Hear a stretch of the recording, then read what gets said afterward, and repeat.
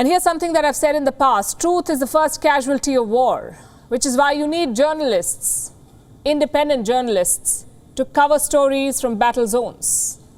But this is easier said than done. Reporting from the front lines is never that simple. It's one of the most challenging assignments that any journalist can take. Your safety is not guaranteed, neither are your basic supplies.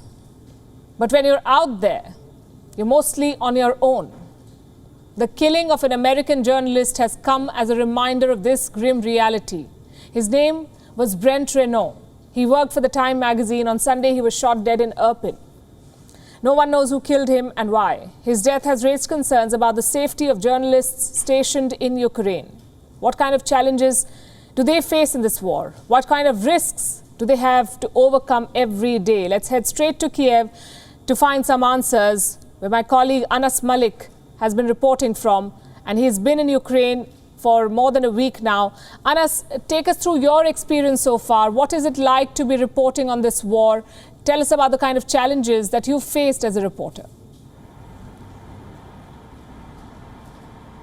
Well, Palki, thank you so much for having me. The first and foremost challenge is with regards to the language over here, because language remains as a bigger barrier to communicate. Then the second challenge is with regards to the accessibility of information and with regards to verification on ground. As journalists, we aspire to be on ground to as many areas as we can, and that's what the ultimate aim is. That's why we've been reporting from elsewhere, not just in Kyiv, in Irpin. We've been reporting from Brovary, we've been reporting from Oblon and associated areas as near as to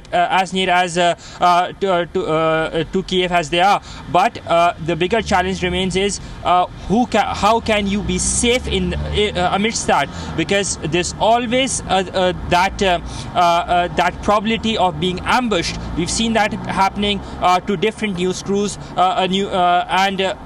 you can be next as well.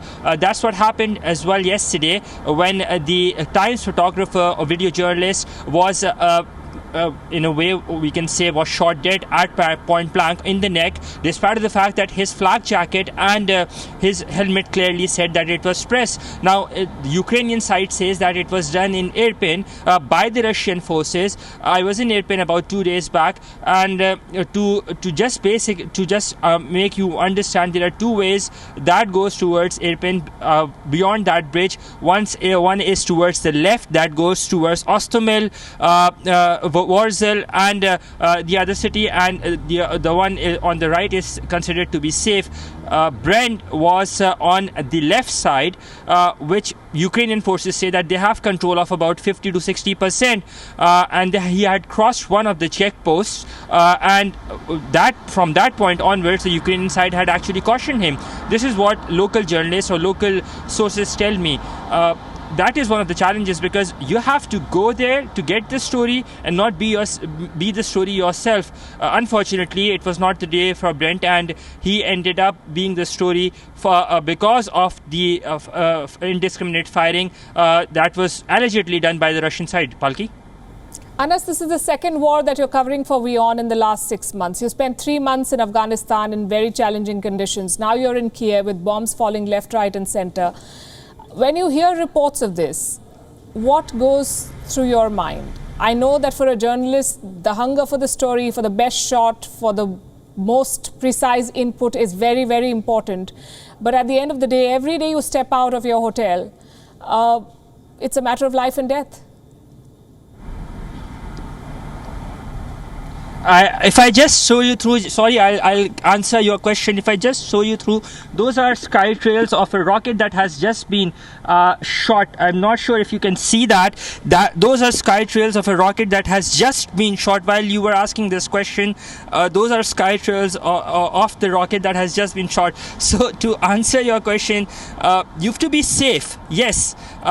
That is a priority, but you have to tell the story as well. Of course, there are challenges that are involved, and the bigger challenge is that you have a responsibility to deliver the truth, to be the voice of the unheard for a larger audience, for a bigger audience, because that is what our job is.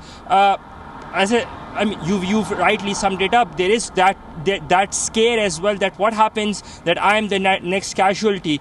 But despite of that, we have this, well, as journalists, we have this responsibility to deliver the truth come what may. At times, some are not so lucky, but I've been. You've said it yourself that I've been covering. This is the second war that I've covered in a span of 6 months.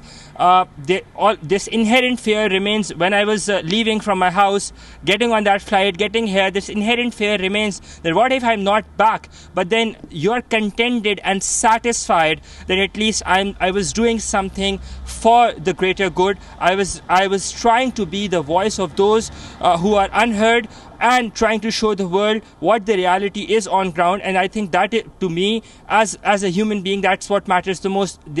The cost of war is that there is a humanitarian tragedy that is attached to it as well.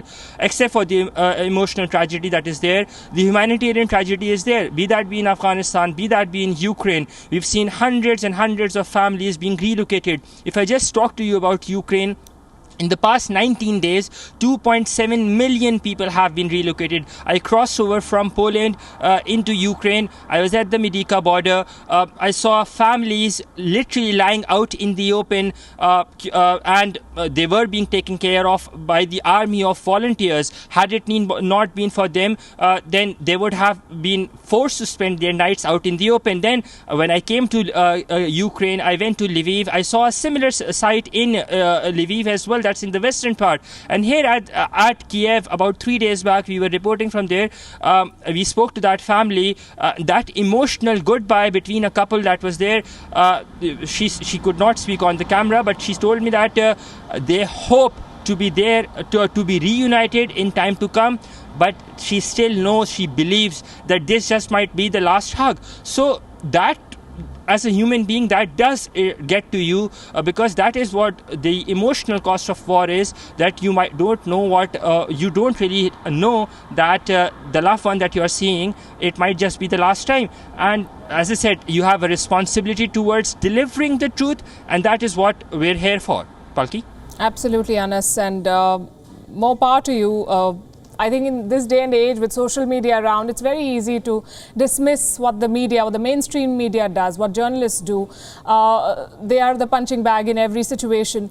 But not many people appreciate, we ourselves don't sometimes appreciate the fact that people like you, reporters like you, are the unsung chroniclers of human tragedy, of our stories, and are documenting what's happening today for posterity. So thanks very much, Anas, for joining us, and stay safe. WION is now available in your country. Download the app now and get all the news on the move.